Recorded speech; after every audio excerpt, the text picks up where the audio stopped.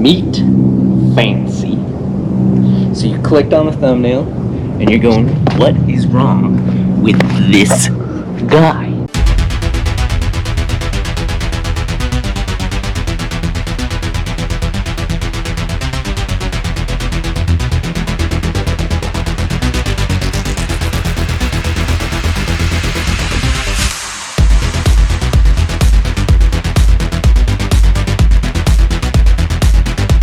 Picked up this baby with 260,000 miles on the clock right now for only 1,900 bucks.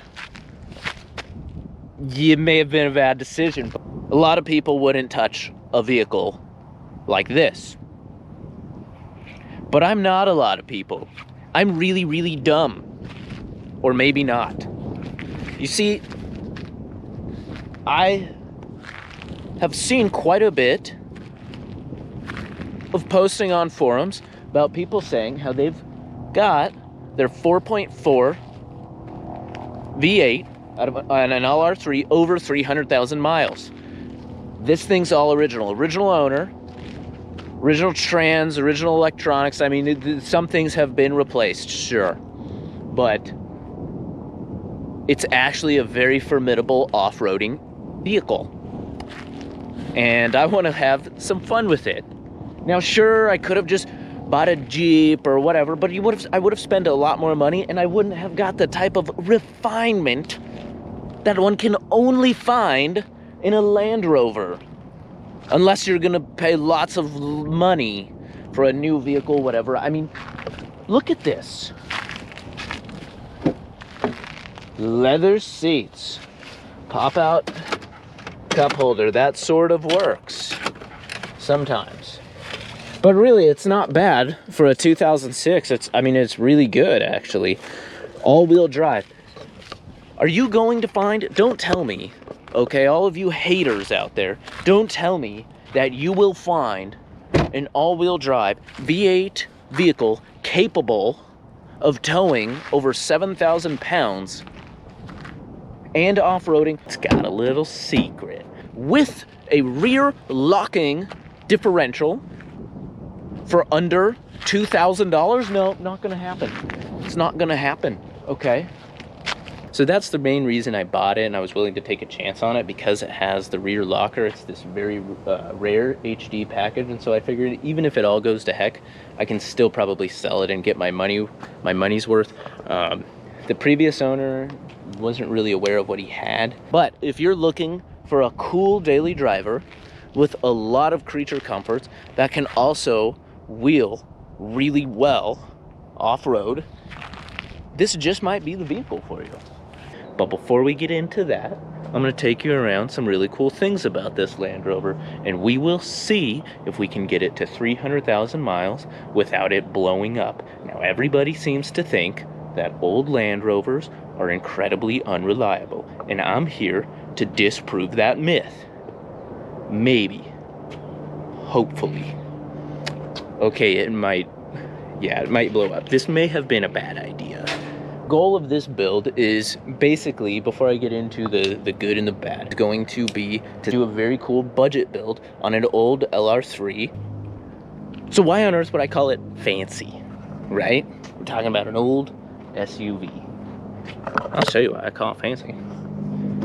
Believe me, it ain't hard to see why she's fancy. Numero uno. Case in point, we have a refrigerator central console. Okay, flip this switch, bam, you got a refrigerator in here. Does your SUV have that? And did your SUV cost you only $1,950? That's right, less than $2,000. Okay, so if you look over here, right, we have air suspension controls. That would maybe work if the air suspension was still in. Hill descent control, high and low 2-speed transfer case. You can choose normal SUV, some snow when you're looking at trees, and then when you're looking at cactuses, and when you accidentally hit a rock. Okay, that's pretty fancy because I do all of those things. I drive an SUV. Sometimes I look at snow, sometimes I look at trees, There's a lot of cactuses out here to look at, and yeah, sometimes I hit some rocks. But if you go here, this is really cool. Some people are so stupid and they buy these brand new Raptors and they pay a bunch of money to get this kind of stuff, and they could spend only, you know, less than $2,000 and get it in an old Land Rover. So check this out. You get into the 4x4 menu, right? And we can cycle through all of our, whatever we want to do here, okay? So let's see. I'm gonna put it in sand. Okay, so we want sand. So you can see the center differential is unlocked and the rear diff is unlocked. And watch the tires turn as I turn the wheel. That's pretty cool, right? Yeah, your Jeep doesn't do that. Sunroof, bam. Sunroof works. I tested it. See? I ain't lying. She works. And then we have more moonroofs because they're not sunroofs. So you will see right there, the key says auto with a battery. What does that mean? Well, once you press the cool switchblade, okay, you get your cool little key and you come over here. And one thing that is really cool, of course we have to unlock it, is, oh, we'll talk about the bear attack. Yeah, we won't, I won't forget to mention the bear attack right here, but the ignition actually has inductive charging, which means that whenever the key is inserted like so, and I will stop the volume for you, it's actually charging the key fob automatically, auto charging. Cup holders, even a pop-out cup holder. It's got heated seats and they work really well. Cool little feature of these Land Rovers when you have the cold climate package, they have, I don't know if you can see the tiny little wires running through here, they have heated windshields and, you know, double glove compartments. And then it actually has heated seats in the rear. It's kind of weird, the unlock buttons in the middle, but anyhow, it's got automatic headlights. We'll get to the headlights as well. And it's got the Harman Kardon sound system. So it's got just like, it's got speakers everywhere. You have like so many speakers, like speakers over there and just a lot of speakers. 3 rows of seating, fold flat seating, auxiliary input, so easy to hook up a Bluetooth connector, high-low, heated seats for the rear. But as you can see, for 260,000 miles, this thing's been pretty well maintained. There's a car wash pass sticker on it, so it was getting washed very regularly. I'll even show you the engine bay, you know, you can see the engine bay. It's pretty clean right here. Another cool thing about the Land Rovers is the engine bays are sealed off for better water fording and have 2 latches, as you can see. Bam, bam. 2 little latches right there, but the engine bay is super clean in here. No leaks, no drips. And on every, I think it's every 5th spray or 3rd time you spray the windshield, it also sprays the headlights to clean them off. Headlights on the HSE package, or at least on this package, are adaptive headlights. So what does that mean? Well, I'll show you a clip. It does a really cool little headlight dance. You turn it on. Aside from the headlight dance, the real purpose of the adaptive headlights is they turn with the steering wheel. And you can see it at night. It's kind of helpful. I don't know how much it actually does, but the headlights are really bright, especially when you throw the brights on. So really good headlights. I'm not even gonna need to do LED light bars or anything. Parking sensors up front, that's... Okay, let's talk about the bad. And yes, it does have 260,000 miles. I know a lot of you are shocked that it still runs. It actually runs really well, sort of. And we'll talk about that. I will not hide that from you. So now to talk about the worst of the worst. And I think this is the main reason why the previous owner let it go for nothing. We got some white smoke. But this smoke is like, it's really bad. So it was a little low on oil when I got it. And the white smoke was just kind of intermittent, you know. And then I got it home and I topped it off full of oil. And the white smoke was so bad I literally couldn't I went out to take it for a spin. I tried to clean the PCV valve, topped it up with oil, and went out to try to take it for a spin, and well, I'll show you the clip, and it's so bad I literally just pulled over and towed it home. It was really bad. So I'm kind of like, maybe that's a problem. I don't know. We'll see if the new PCV valve does it. If it's not the PCV valve, then the engine's probably toast. That is permanently popped out. Okay. Oh, the one thing, it does have a broken fog light, but that's not a big deal. The bear attack.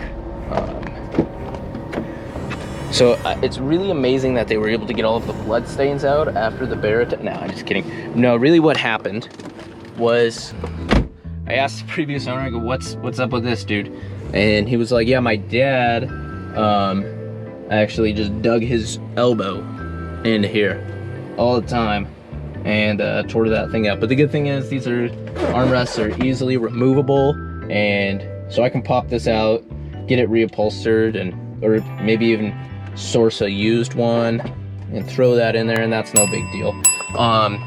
It's got this degrading little rubber tray in here, and it's really gross. It's sticky and nasty. I don't really even get the point of why it's there. Like, it looks fine without it, and I think I may remove it because it's kind of just making a mess, and it's gross, and now my fingers are sticky and feel weird, and I don't like it. If you didn't see, yeah, we got a cracked dash, and it's kind of weird that the dash cracked because it's cushiony, if you can see that. So I don't know why it cracked, but that's not a big deal. You can get a cover. There's a company that makes essentially like skins, and it's just a plastic skin, and it's got the leather grain in it, and it's black and everything, and you can just pop that sucker in. It goes right over, you just glue it down, and I've done it in my truck. You can't even tell it's there. And makes it look all pretty again. So I'm gonna throw one of those in. As you can see, the seats, you know, it just needs a detail.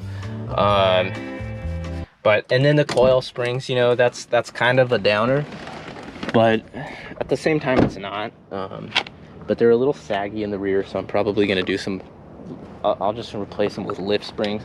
But it's kind of a downer to not have the up and down lifting method, because that's what's really cool about these Land Rovers. Interior A-pillar that's kind of falling off and gross, but that's not a big deal. It's just one bolt right here behind this airbag logo, and the thing's probably just broken, and so I'll get a new one and throw that in there. And then we have this exterior A-pillar that's kind of loose, if you can see that, which is really cool because when you're driving on the highway, it makes a buzzing noise, and then it sounds like there's a beehive in there. The previous owner is essentially the original owner. The parents bought it, gave it to their son, who drove it for, I don't know, probably 10 years or so, and then maybe 4 or 5 years, I don't know, and sold it to me, but the title was still in his parents' name, and they paid cash for this back in right around the end of '05. Shelled out a ton of cash and bought this top of the line Land Rover. We're just gonna do a budget build in terms of a lift. So this burgundy red is super intense, super intense. Could be cool, but I'm gonna go ahead and do a vinyl wrap, and keep watching if you're interested in a DIY vinyl wrap, and you'll get to see what color I choose. We're gonna do some 18-inch wheels to replace these goofy 19s, and we can actually get some decent tires on there. Swap out the grill with kind of a honeycomb mesh type of grill, get rid of those ugly bars. We're gonna do amber deletes, you know, so delete this amber stuff in the headlight, and then we're gonna do some black chrome. You know, this chrome in the headlight, we're gonna black it out, but not tint the lens, but rather we're gonna do a black chrome on the chrome in there. So I think that'll be a cool, unique look. Of course, we're gonna do it all ourselves, so stay tuned. Be sure to hit that subscribe button if you want to see that stuff done. A DIY ladder in the back, and we're gonna do some rock sliders that we can lift from, and some window tint. So that's what we got planned for this. It should be a fun little build, and see if we can make it to 300,000 miles. So stay tuned. Make sure to hit that subscribe button so you can stay up to date on all the progress and whether or not I actually make it past 300,000 miles, or whether it just blows up right away. Also, that Bronco right there, that'll come up in another episode as well. Thanks for watching, and remember, keep your eyes peeled for the subscriber giveaway. 1,000 subscribers and I will be giving away some of my Bluetooth ammo can speakers that I make. So this is you. We're still fine, right?